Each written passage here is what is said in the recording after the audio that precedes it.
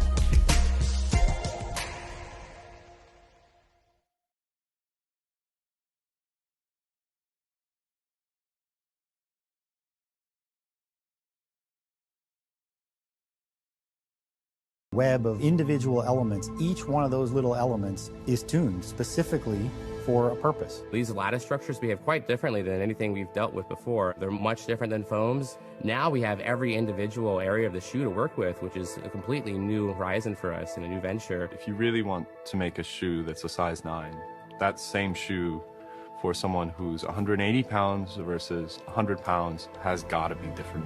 We can go in within every single cell and engineer that exact cell to do exactly what the consumer needs it to do just for them. That's fascinating. That's going to change how we create products and certainly how consumers experience products. And I think that's how we see something like Futurecraft 4D playing into the life of an athlete. I would say this is just the very beginning, and it sounds silly and cliche, but who knows, man? I don't know what's next, and that's what's great about going to work every day.